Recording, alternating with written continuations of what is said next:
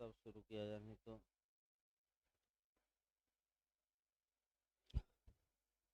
देखिए सीपीसी में आपका सेक्शन जो चल रहा था भाई 58, यहाँ से भी आपका क्वेश्चन बनता है। और 58 सेक्शन में आपका बताया गया था कि अरेस्ट एंड डिटेन, यानी कि अगर निर्णित ऋणी यानी कि हारने वाले को अरेस्ट किया जाता है तो अधिकतम कितने दिनों के लिए उसे सिविल कारागार में रखा जा सकता है, यानी कि सिविल जेल में रखा जा सकता है। वह जो समय बताया गया, अगर डिक्री 5,000 से अधिक की है तो आपका जो समय है वह 3 माह, और डिक्री अगर 2,000 से अधिक रुपए की है लेकिन 5,000 तक की है तो आपका 6 सप्ताह तक, और 2,000 या 2,000 से कम की रकम है तो कोई गिरफ्तारी नहीं होगी। यही पहला क्वेश्चन बनता है। दूसरा क्वेश्चन आपका बनता है कि कब उसे छोड़ा जा सकता है, तो 4 कंडीशन बताई गई थी जहाँ की उसे जेल से छोड़ा जा सकता है। तीसरी कंडीशन बनता है क्वेश्चन कि अगर 58 के तहत एक बार उसे सिविल कारागार से छोड़ा गया तो क्या पुनः अरेस्ट किया जाएगा कि नहीं, नहीं किया जाएगा। और चौथा जो एमपी का मॉडल है कि कब बिना न्यायालय के आदेश से छोड़ा जाएगा और कब न्यायालय के आदेश से छोड़ा जाएगा। तो अगर मामला सेकंड और थर्ड में आ जाए तो न्यायालय के आदेश से, और फर्स्ट और फोर्थ में आ जाए तो न्यायालय की आदेश की आवश्यकता नहीं है। भाई ये आपका एमपी का मॉडल है। इसके बाद 59 आ जाइए। जहाँ तक 59 की बात है, इलनेस के आधार पर, यानी कि बीमारी के आधार पर, यानी कि रुग्णता के आधार पर सिविल कारागार से उसे छोड़ा जा सकता है। यहाँ से भी आपका क्वेश्चन बना है कि निर्णित ऋणी को जब गिरफ्तार करके जेल भेज दिया गया है और पता लगा कि जेल में वह बीमार पड़ गया, रुग्ण हो गया, इलनेस आ गई, तो क्या उसे छोड़ा जा सकता है कि नहीं, छोड़ा जा सकता है। लेकिन जब ठीक हो तो फिर से पुनः गिरफ्तार करके और जितना समय बचा है जेल भेजा जा सकता है। फिर एक बार कंसेप्ट बनाइए। 59 के तहत जजमेंट डेटर को आपका छोड़ा जा सकता है किस आधार पर, इलनेस के आधार पर, बीमारी के आधार पर, रुग्णता के आधार पर, पहला नियम। दूसरा नियम ये आया कि अगर 59 के तहत उसे एक बार बीमार होने के कारण सिविल कारागार से छोड़ा गया तो क्या दोबारा उसे उसी डिक्री के निष्पादन में गिरफ्तार करके जेल भेजा जा सकता है कि नहीं, भेजा जा सकता है। लेकिन जितना व्यतीत कर चुका है उसको माइनस किया जाएगा। जैसे उदाहरण एक देखिए, मान लीजिए कि 10,000 की डिक्री थी, पैसा नहीं दे रहा था, गिरफ्तार करके जेल भेजा गया, तो ऐसी कंडीशन में वह अधिकतम 3 मास तक ही जेल रह सकता है, क्योंकि डिक्री 5,000 रुपये से क्या है, अधिक। मान लीजिए 1.5 माह जेल रहा, तब तक बीमार पड़ गया या कोरोना हो गया, सबसे अच्छा है कोरोना हो गया। अब ऐसा रोग है कि अन्य लोगों को भी क्या होगा, संपर्क में आने से फैल सकता है। तो 1.5 माह बाद उसे छोड़ दिया गया। जब वह ठीक हो गया तो क्या पुनः गिरफ्तार करके सिविल कारागार भेजा जा सकता है कि नहीं, भेजा जा सकता है। लेकिन अब कितने दिन तक और रहेगा वो समय बताना है। तो 1.5 माह ही अब रहेगा, क्योंकि 1.5 माह वह पहले ही क्या कर चुका है, व्यतीत कर चुका है। भाई पूरा समय नहीं रहेगा। इसी को आपका बेयर एक्ट की भाषा से अब चलना है। देखिए बेयर एक्ट की भाषा निकाल लीजिए भाई, आपका सामान्य बातें बता दी गई। बेयर एक्ट की भाषा देखिए, रुग्णता के आधार पर छोड़ा जाना, न्यायालय निर्णित ऋणी की गिरफ्तारी के लिए वारंट निकाले जाने के बाद किसी भी समय उसकी गंभीर रुग्णता के आधार पर उस वारंट को रद्द कर सकेगा। इसका मतलब ये हुआ कि गिरफ्तारी का वारंट न्यायालय निकाला था, न्यायालय को ये लग गया कि ये बहुत गंभीर बीमारी से क्या है, पीड़ित हैं, तो गिरफ्तार ही न किया जाए, वारंट को क्या किया जाए, रद्द। भाई कि अरेस्ट ही न किया जाए, बिना अरेस्ट किए ही वारंट को कैंसिल किया जाए, और जब ठीक हो जाए तो पुनः नया वारंट क्या किया जाए, निकाला जाए। पहला नियम ये निकला। इसको शुद्ध रूप से आप सीआरपीसी से जोड़ सकते हैं। सीआरपीसी में जहाँ तक बात है, आपका इसको जोड़ना है धारा 70 से, यानी कि सीआरपीसी की धारा 70 जोड़ सकते हैं, 70 से जोड़ सकते हैं कि क्या वारंट गिरफ्तारी का जब जारी किया गया है तो वह कब तक बना रहता है, कब तक अस्तित्व में रहता है। लगातार क्वेश्चन ये भी पूछा जाता है। जब तक उसका निष्पादन न हो जाए, यानी कि जब तक वारंटी अरेस्ट न हो जाए, और दूसरा है जब तक उसे इशू करने वाला न्यायालय, जारी करने वाला न्यायालय कैंसिल या रद्द न कर दे, तब तक वह बना रहता है। तो यहाँ भी वही नियम है कि सिविल न्यायालय ने गिरफ्तारी का वारंट जारी किया, और इसी बीच उसे बताया गया कि जो हारा व्यक्ति है वह गंभीर बीमारी से क्या है, पीड़ित। तो न्यायालय क्या करेगा, ऐसे गिरफ्तारी के वारंट को रद्द कर देगा। अब दूसरा अगला देखिए, दूसरा खंड। जहां निर्णित ऋणी गिरफ्तार किया जा चुका है, यानी कि वारंट का निष्पादन हो गया है, गिरफ्तार किया जा चुका है, वहां यदि न्यायालय की यह राय है कि उसका स्वास्थ्य इतना ठीक नहीं है कि उसे सिविल कारागार में भेजा जाए या रखा जाए, तो उसे छोड़ सकता है। यानी कि पहला खंड था कि वारंट ही अभी जारी हुआ था, वह गिरफ्तार नहीं हुआ था, तो वारंट ही रद्द कर दिया गया। दूसरा खंड है कि अरेस्ट हो गया है, अरेस्ट करके न्यायालय के सामने लाया गया, न्यायालय ने देखा कि उसका स्वास्थ्य ज़्यादा खराब है, तो अब जेल नहीं भेजेगा न्यायालय, वहीं से क्या करेगा, छोड़ देगा, मतलब इलनेस ज़्यादा है। तीसरा खंड देखिए, महत्वपूर्ण है तीसरा। यदि निर्णित ऋणी को सिविल कारागार भेज दिया गया है, तब भी आपका, यानी कि फिर एक बार कंसेप्ट बनाइए। पहला में ये था कि गिरफ्तारी का वारंट जारी किया गया था और निर्णित ऋणी गंभीर इलनेस से पीड़ित था, सीरियस भी रूप से बीमार था, तो वारंट रद्द किया गया। दूसरा खंड है कि गिरफ्तार करके न्यायालय में आया, न्यायालय ने देखा कि ये तो गंभीर बीमारी से पीड़ित हैं, तो जेल नहीं भेजा, बल्कि वहीं से क्या किया, कोर्ट से छोड़ दिया। और तीसरा खंड ये बताएगा कि निर्णित ऋणी जेल भेज दिया गया है, और जेल में जाकर क्या पड़ गया, बीमार, वहीं कोरोना हो गया, तो अन्य लोगों को कोरोना न हो इसके लिए उसे क्या किया जाए, पहले बीच में ही छोड़ दिया जाए। यही पॉइंट तीसरा खंड देखिए। यदि निर्णित ऋणी को सिविल कारागार में सुपुर्द, यानी कि हैंडओवर या दिए जाने या भेजे जाने कहा जाता है, कर दिया गया है, तो उसको वहां से दो कंडीशन आपकी बताई जा रही है जहां छोड़ा जा सकता है। देखिए, राज्य सरकार किसी संक्रामक या सांसर्गिक रोग होने के आधार पर छोड़ सकती है।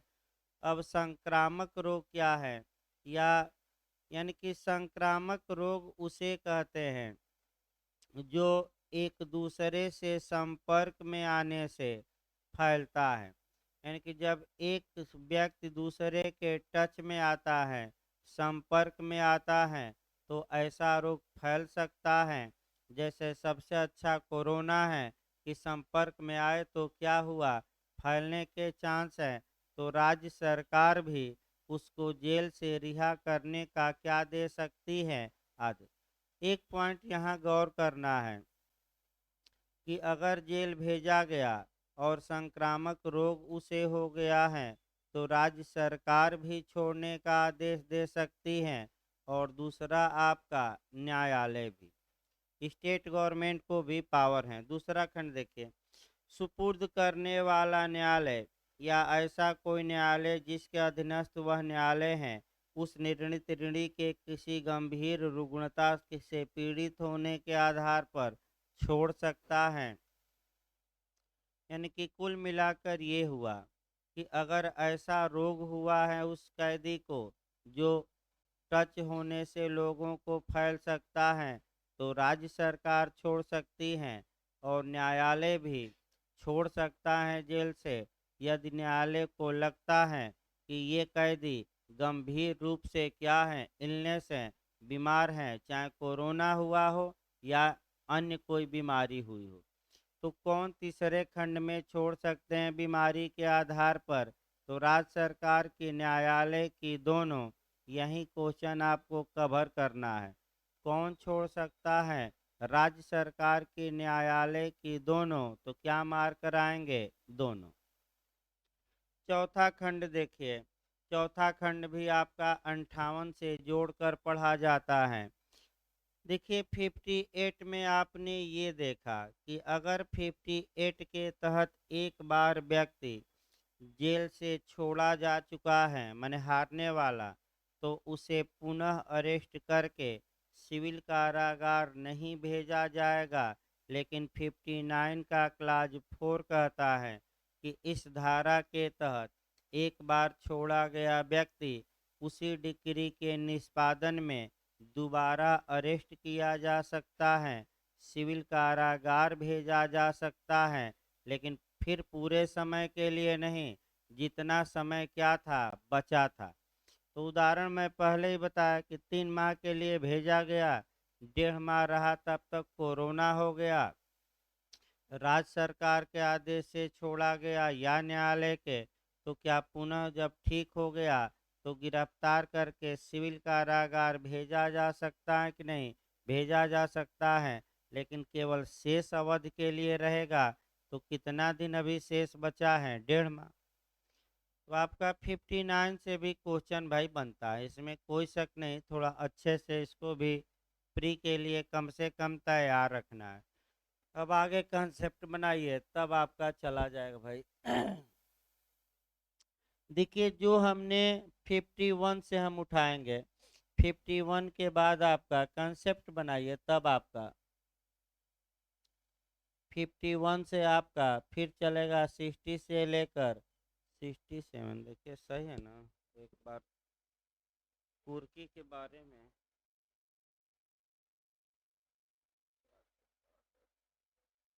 आज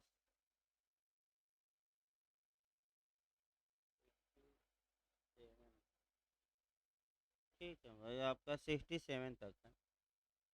देखिए फिर एक बार आपका कंसेप्ट पहले बनाइए। देखिए 51 पहले देखिए, 51 में भी क्वेश्चन मेंस में भी बताया भी गया था। 51 जो डिक्री या आर्डर के एग्जीक्यूशन के बारे में आपका क्या क्या शक्तियां होंगी। इसका मतलब ये हुआ कि डिक्री और आदेश का एग्जीक्यूशन के तरीके क्या हैं। तरीके यानी कि मूड क्या है। मूड का मतलब ये हुआ कि किस प्रकार से न्यायालय, वह कौन सा प्रकार है जिस प्रकार का प्रयोग करते हुए न्यायालय डिक्री या आदेश को इन्फोर्स करा सकते हैं, निष्पादित करा सकते हैं, या कह सकते हैं कि लागू करा सकते हैं। उसमें तमाम तरीके बताए गए थे। पहला तरीका था कि कोई स्पेशल जो प्रॉपर्टी है उसको डिलीवरी का आदेश देके, माने ये संपत्ति हारने वाला व्यक्ति जीतने वाले को दे, ये आदेश करके करवा सकता है। दूसरा तरीका आपका ये दिया गया है 51 में कि जो व्यक्ति सिविल मामलों में हारा है उसकी संपत्ति को अटैच किया जाए, जब्त किया जाए, कुर्क किया जाए, और कुर्क करके विक्रय या सेल करवाया जाए और सेल से जो पैसा आए वो जीतने वाले यानी कि डिक्रीदार या डिक्री होल्डर को दिलवाया जाए। या इसी में आपका है कि बिना अटैच किए, बिना कुर्क किए डायरेक्ट किसका आदेश दे दिया जाए, विक्रय का। यानी कि धारा 51 का क्लाज जो बी है, यानी कि आपका बी कहिए बी है, उसमें ये प्रावधानित है कि न्यायालय डिक्री का निष्पादन संपत्ति की कुर्की और विक्रय द्वारा भी करा सकता है, या कुर्की न करवाए बल्कि डायरेक्ट क्या करवा दे, विक्रय। याद रखिए, कुर्की के बिना भी डायरेक्ट क्या हो सकता है, विक्रय। अब ये समस्या आई कि जो अटैच और सेल का प्रावधान किया गया है उसके बारे में आपका डिटेल में प्रावधान आपका धारा 60 से लेकर कहाँ तक दिया गया है, 67। इसका मतलब ये हुआ कि कौन संपत्ति कुर्क की जाएगी, कौन संपत्ति कुर्क नहीं की जाएगी, इत्यादि बातों के बारे में डिटेल में प्रावधान सेक्शन 60 से लेकर 67 तक में किया गया है। देखिए, गिरफ्तारी और सिविल कारागार भेजने के बारे में प्रावधान सीपीसी की धारा 55 से लेकर कहाँ तक हमने पढ़ाया, 59। तो अब संपत्ति जब्त होगी, जब्त करके बेचवाई जाएगी, तो उसके लिए प्रावधान कहाँ से कहाँ तक दिए गए हैं, तो धारा 60 से लेकर कहाँ तक, 67। इधर से आपका एक क्वेश्चन निश्चित प्री में बनता है, और जो क्वेश्चन आपका बनता है वह सेक्शन 60 से बनता है, यानी कि धारा 60 से बनता है। चाहे एमपी हो, यूपी हो, मैंने लगभग आप मान कर चलिए कि हर एक जगह एक क्वेश्चन प्री में बनने का चांस रहता है। मेंस में धारा 60 से पहले लगातार क्वेश्चन बनता था, लेकिन वर्तमान समय में देखा जा रहा है कि क्वेश्चन कम बन रहा है। यानी कि मेंस में भी लगातार धारा 60 से क्वेश्चन बनता था, लेकिन इधर 3-4 साल से जो ट्रेंड देखा जा रहा है कम बन रहा है। प्री में ही ये क्वेश्चन क्या कर रहा है, समाहित। अब सेक्शन 60 से शुरू किया जाए।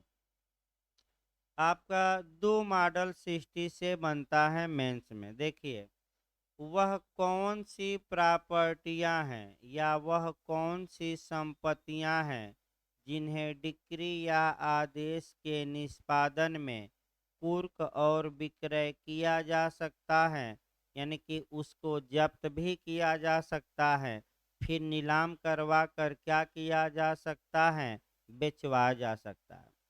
तो अगर ये क्वेश्चन आए कि वह कौन सी प्रॉपर्टी है, यानी कि वह कौन कौन सी प्रॉपर्टी हैं जिन्हें अटैच किया जा सकता है और अटैच करके आपका बेचवाया जा सकता है, तो उन संपत्तियों का उल्लेख धारा 60 में किया गया है।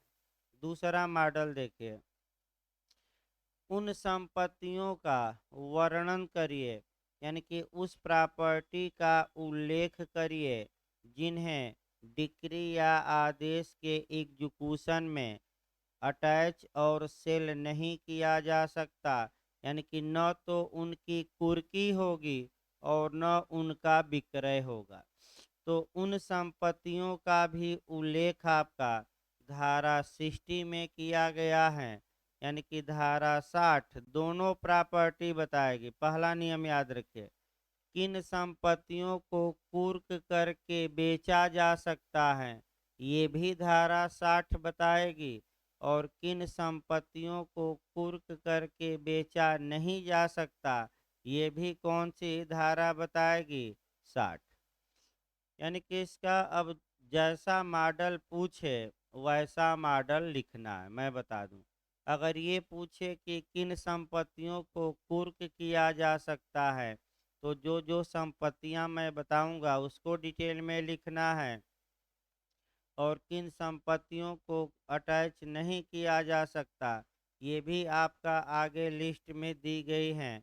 इस धारा को जब भी पढ़िएगा तो टीपीए की धारा आपका 6 को रिलेट करके पढ़ा जाता है, यानी कि धारा 6। टीपीए की धारा 6 पर गौर करिए थोड़ा।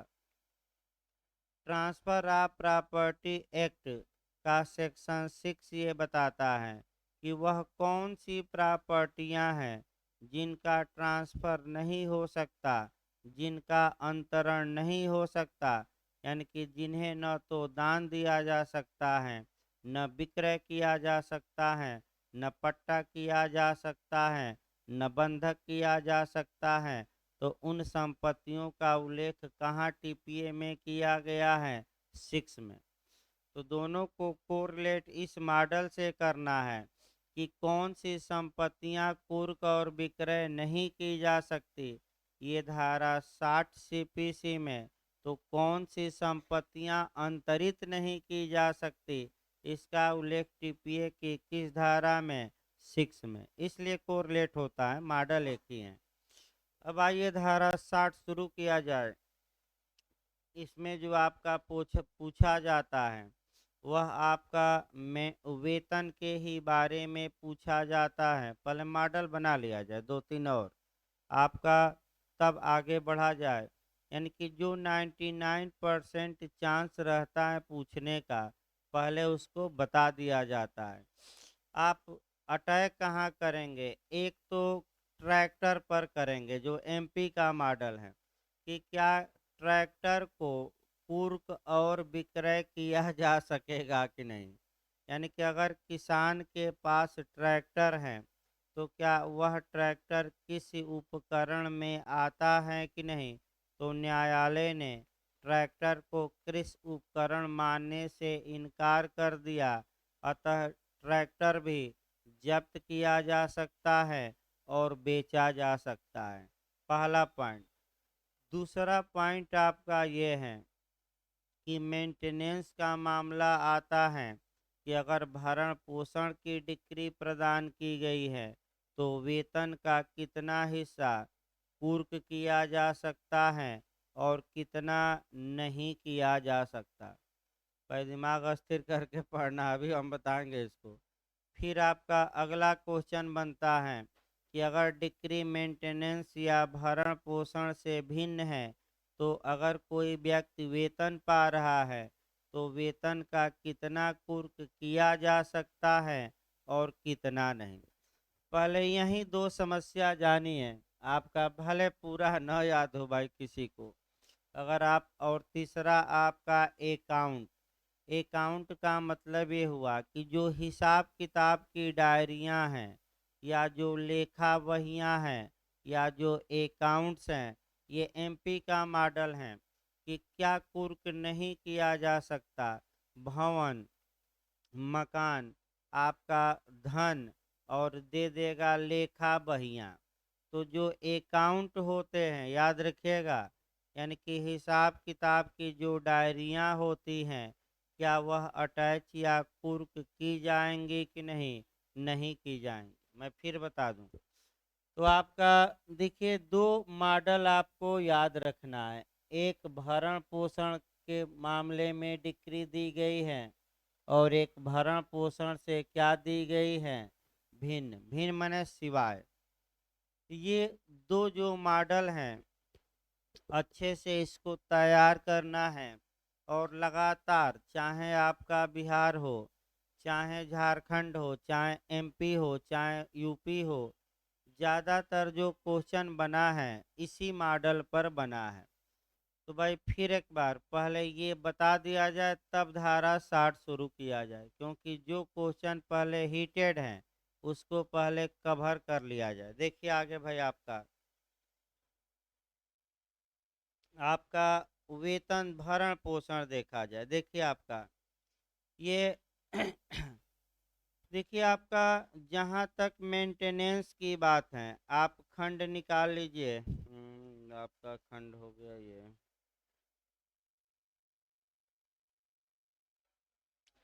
IA। आई ए है, हिंदी में झ क। आप धारा 60 में देखिए आई ए, नीचे बैरक में देखिए, यानी कि झ क। देखिए आपका भरण पोषण की डिक्री में के निष्पादन में वेतन का 1/3 भाग कुर्क नहीं किया जा सकता। फिर एक बार देखिए, अब पहले मेंटेनेंस देखिए, यानी कि मेंटेनेंस में वेतन या वेतन का कितना भाग अटैच या कुर्क नहीं किया जा सकता, 1/3। अब एक उदाहरण देखिए, तब आपका आगे इसमें बढ़ा जाए। क्योंकि मेंटेनेंस चल भी रहा है, शाम को आपका सीआरपीसी की धारा 2 दिन 3 दिन से चल रही है, एक ही धारा 2 दिन लग गया, तीसरा दिन भी आज अभी बाकी है, 125 चल रही हैं। और उसमें आपका एक सुधारना भी है, उसमें एक गलती हो गई कि यूपी में जो 5,000 की रकम रखी गई थी 2001 में, 2011 में वह रकम समाप्त कर दी गई, मैंने मिस्टेक हो गया था पढ़ाते समय। और यूपी में भी अब अनलिमिटेड हैं, यानी कि फर्स्ट क्लास जुडिशियल मजिस्ट्रेट चाहे जितना चाहें उतना आपका भरण पोषण या मेंटेनेंस दिलवा सकता है। वही थोड़ा मिस हो गया, मैंने गलती हो गई पढ़ाते समय आपका, तो शाम को आज सुधारा भी जाएगा उसको। तो देखिए आपका मॉडल से सतर्क रहिए, बार बार लोग अभी भी, फिर मैं 2 2 बार बताऊंगा, लेकिन आधा लोग जाएंगे कंपटीशन में तो गलती ही करके आएंगे। जैसे कि गलतियां कहाँ होती हैं, एक तो बिहार में टाट में होती हैं, जहाँ जहाँ गलती होती है उसको समझिए। आपका इंजुरिया साइन डैमनम और डैमनम साइन डैमनो साइन इंजुरिया दे देगा, इसका अर्थ बताइए। तो लगातार लोग गलत करके आते हैं इसका अर्थ। अगर इंजुरिया, इसका ट्रिक है, अगर पहले इंजुरिया लगा है यानी कि क्षति हुई, क्षति का मतलब कि विधिक अधिकार का हनन हुआ, यानी कि लीगल राइट का वायलेशन हुआ है, लेकिन 1 पाई का नुकसान नहीं हुआ, नुकसान नहीं भाई, 1 पाई का हानि नहीं हुई, 1 पाई का नुकसान नहीं हुआ, ये कहा जाएगा। यानी कि व्यक्ति के अधिकार का वायलेशन हुआ, लेकिन उसे 1 पाई का नुकसान, तो पहले इंजुरिया। और अगर व्यक्ति को नुकसान हुआ लेकिन उसके किसी लीगल राइट का वायलेशन नहीं हुआ, तो पहले आपका डैमनो रहेगा, तो डैमनम पहले रहेगा। तो ये जो 2 बातें हैं, इसी प्रकार फिर एक बार देखिए, भले मैं ये बता रहा हूँ लेकिन अभी भी 50% लोग कंपटीशन में जाकर गलत ही करेंगे। तो गलत न हो इसके लिए एक बार दिमाग में अभी बैठाइए, और एक बार फिर मैं पढ़ाते समय बताऊंगा। पहला क्वेश्चन यही बनता है कि भरण पोषण की डिक्री में वेतन का कितना हिस्सा कुर्क नहीं किया जा सकता, नहीं मैं पूछ रहा हूँ, तो कितना नहीं किया जा सकता, 1/3। फिर दूसरा क्वेश्चन, भरण पोषण की डिक्री मैं बता रहा हूँ, भरण पोषण की डिक्री में वेतन का कितना हिस्सा कुर्क किया जा सकता है, तो बचा ही कितना, 1/3 नहीं किया जा सकता, तो कितना बचा, 2/3। तो कितना कुर्क किया जा सकता है, 2/3, और कितना नहीं किया जा सकता, 1/3। अब ये पहला मॉडल है। दूसरा मॉडल देखिए, रकम। ये एक व्यक्ति है और इसके खिलाफ मेंटेनेंस की डिक्री पारित की गई है, यह 9,000 वेतन पाता है। तो अब देखिए आपका यही अंतर आएगा, अलग अलग राज्य अलग अलग मॉडल से पूछ रहे हैं। आपका झारखंड ने पूछा कि 9,000 रुपये में से कितना रुपया कुर्क किया जा सकता है, तो दिमाग आप लगाइए कि अगर मेंटेनेंस की डिक्री है तो वेतन का कितना कुर्क होगा, तो कितना कुर्क होगा 2/3, तो 9,000 वेतन पाता है और डिक्री मेंटेनेंस की है। तो आप लोग बताइए, 9,000 का 2/3 निकाल लीजिए, यानी कि 9,000 का 2/3 कितना हो गया, यानी कि कितना अटैच हो सकेगा 6,000, यही निकालना है। दूसरा मॉडल, अगर कोई व्यक्ति 9,000 पे या वेतन पाता है तो 9,000 में से कितनी रकम डिक्री के निष्पादन में अटैच नहीं की जा सकती, तो नहीं वाला कितना है 1/3, तो 9,000 का 1/3 निकालेंगे तो 9,000 का तिहाई कितने आ गया आ जाता। एक समस्या दिया है कई राज्यों में और ये पूछा गया है कि कितना मने रकम कुर्क होगी और कितनी नहीं होगी। जाकर देखिएगा, सेम समस्या आई है, यानी कि जो मैं मॉडल बताया कि नौ, फिर एक बार समझिए इसको। वेतन अगर डिक्री मेंटेनेंस या रख रखाव या गुजारा भत्ता या भरण पोषण के लिए है और कोई जिस व्यक्ति के खिलाफ डिक्री दी गई है वह वेतन पाता है, तो वेतन का 1/3 अंश 1/3 कुर्क नहीं होगा, तो जो बचेगा कुर्क होगा, तो बचेगा ही कितना 2/3, तो 2/3 वेतन का हिस्सा कुर्क होगा, 1/3 नहीं होगा। फिर समस्या बनाता है 9,000 पर, तो 1/3 कुर्क नहीं होगा, तो 9,000 का 1/3 निकाल लेंगे 3,000, तो कितना 9,000 में से कुर्क नहीं हो सकता 3,000, और कितना हो सकता है 2/3, तो 2/3 कितना निकला 6,000। ये सतर्क रहना है। अगर डिक्री भरण, अब सतर्क होकर आपका ऑप्शन भी देखना है। अगर डिक्री भरण पोषण से क्या हो या भरण पोषण के अलावा डिक्री हो, फिर एक बार देखिए, अगर भरण पोषण से भिन्न डिक्री हो या भरण पोषण के अलावा डिक्री हो और वेतन को कुर्क किया जाना है तो उसके लिए नियम अलग चलेगा। यानी कि फिर दिमाग में बैठाइए, अब जो हम नियम बता रहे हैं वेतन ही कुर्क होगा, लेकिन जो डिक्री थी वह मेंटेनेंस वाली नहीं थी, मेंटेनेंस से क्या थी, भिन्न थी। अब देखिए अगला आपका भाई, इसके भरण पोषण की इसके ऊपर वाला है भाई, आई खंड है आपका, जो मैं बता रहा हूँ वो आई खंड में है। देखिए आपका भरण पोषण की डिक्री से भिन्न किसी डिक्री के निष्पादन में वेतन का प्रथम 1,000 और बाकी का 2/3 कुर्क नहीं होगा। फिर एक बार समझिए, यानी कि अगर डिक्री भरण पोषण के बारे में नहीं है, भरण पोषण के अलावा है, माने दूसरी चीज के बारे में है, तो पहला नियम ये मिला कि जिस व्यक्ति को वेतन मिल रहा है वेतन का जो प्रथम 1,000 है ये अटैच नहीं होगा, और जो बाकी बचता है उसका कितना अटैच नहीं होगा 2/3। फिर एक बार सतर्क रहिए, अगर डिक्री मेंटेनेंस वाली नहीं है लेकिन वेतन को कुर्क करना है तो इसके लिए नियम क्या है कि वेतन का प्रथम 1,000 अटैच नहीं होगा और जो 1,000 के बाद बचेगा उसका कितना हिस्सा अटैच नहीं होगा 2/3, इतना अटैच नहीं होगा।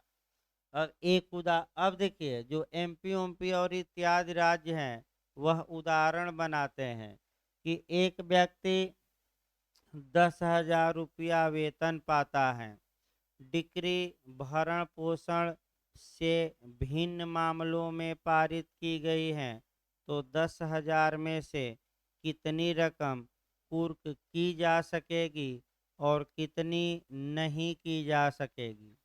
फिर एक बार उदाहरण देखिए, कठिन है थोड़ा।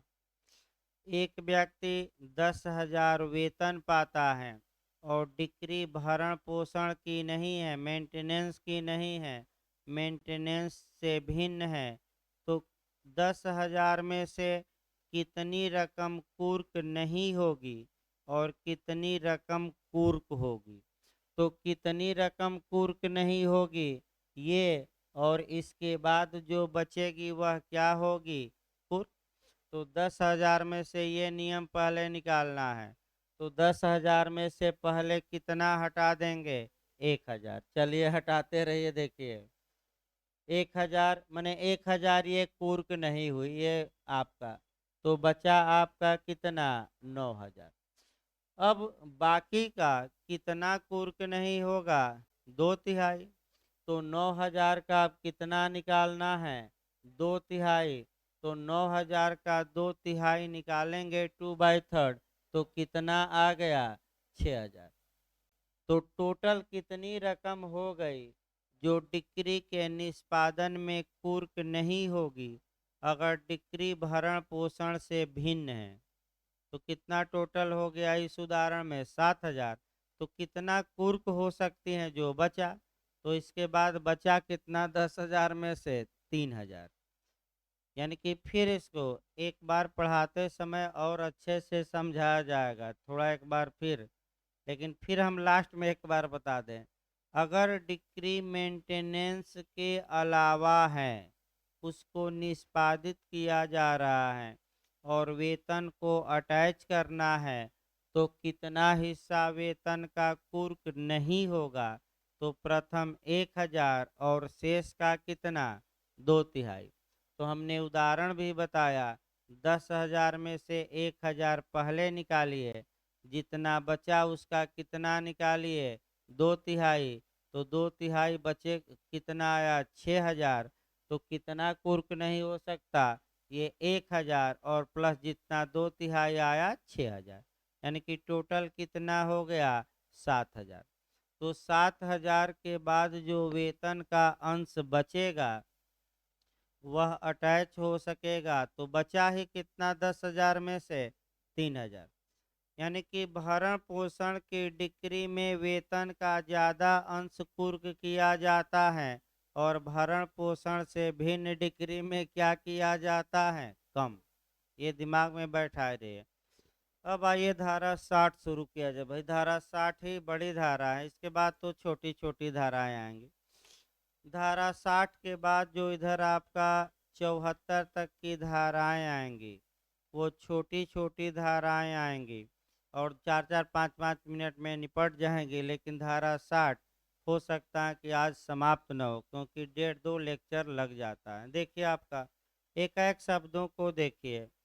अगर आपका क्वेश्चन ये बने कि क्या अटैच या कुर्क किया जा सकता है, तो इसके लिए धारा 60 में आपका शुरुआती दौर में ही आपका क्लाज ए में क्लाज 1 में प्रावधान किया गया है। देखिए, वह संपत्ति, पहले हेडिंग देखा जाए, वह संपत्ति जो डिक्री के निष्पादन में कुर्क और विक्रय की जा सकेगी, यानी कि उन संपत्तियों का वर्णन किया गया है जो डिक्री या आर्डर को लागू कराने में जो निर्णित ऋणी की हैं, हारने वाले की हैं, वो जब्त भी होगी और बेचा भी जाएगा। देखिए पहला, निम्नलिखित संपत्ति डिक्री के निष्पादन में कुर्क और विक्रय की जा सकेगी, अर्थात।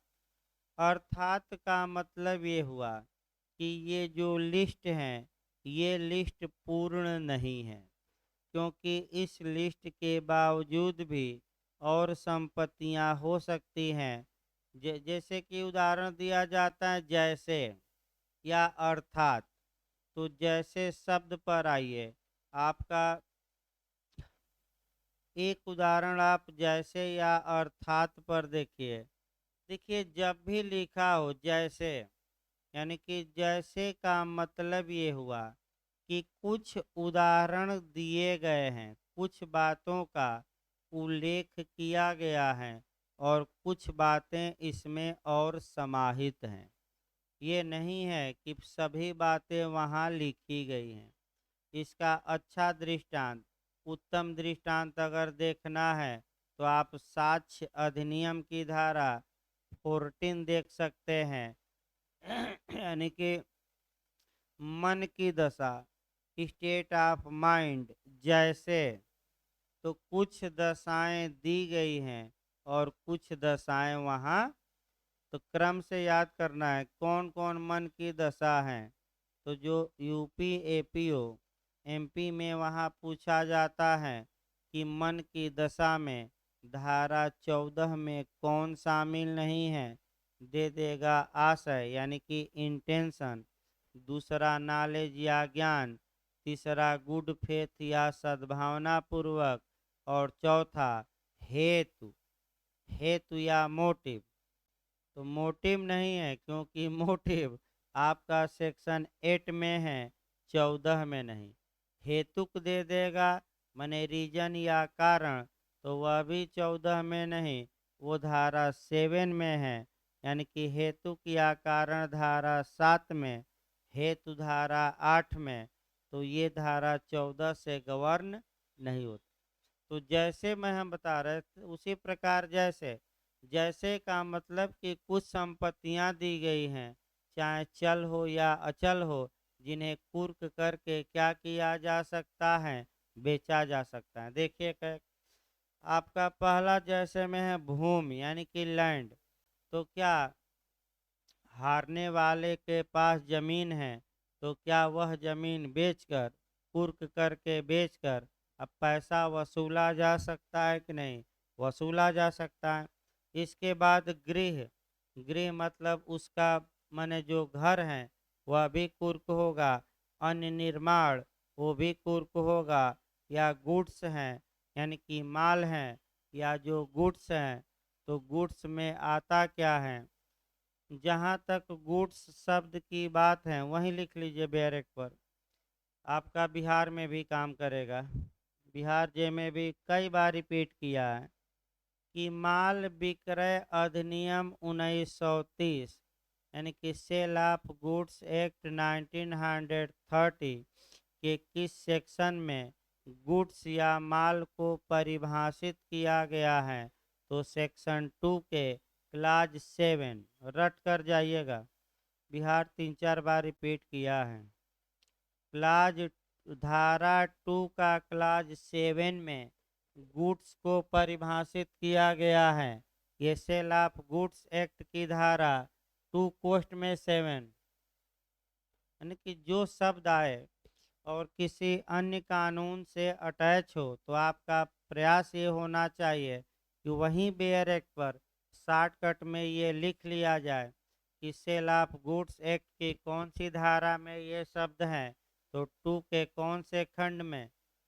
जो लोग बिहार देना चाहते हैं भाई, ये छोटी छोटी बातें उनके काम आएगी काफ़ी मैं बता दूं। यानी कि बहुत ज़्यादा ये छोटी छोटी बातें बिहार में कवर करती हैं।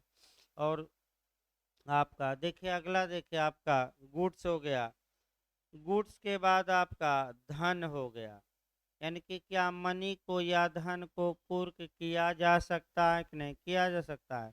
बैंक नोट हो गया, यानी कि गांधी छाप मिल गया उसके घर से, बैंक नोट तो कुर्क होगा कि नहीं, होगा, इसमें कोई शक नहीं है। बैंक आपका विनिमय पत्र यानी कि बिल ऑफ एक्सचेंज हो गया, तो विनिमय पत्र को आपका एक तो बैंक नोट को जानना है आपका, इसको कल और बताया जाए भाई क्योंकि कोरिलेट करना पड़ेगा। आपका अगला जो शब्द आ रहे हैं, बिल ऑफ एक्सचेंज आएगा, हुंडी आएगा, प्रामिजरी नोट आएगा, इनकी परिभाषा जहाँ जहाँ दी गई है उसको बताना पड़ेगा, और एक एक लाइन इसको क्या करना पड़ेगा, समझाना। लिखने को तो भाई सब कुछ लिखा ही है, मेन है कि उस शब्द का मतलब क्या हुआ। तो इसके लिए तमाम कानून में जाना पड़ेगा, एनआईए में जाना पड़ेगा, धारा 4, 5, 6। तो कल इसको हम आगे बढ़ाएंगे धारा 60। तो रेस्ट ले लीजिए।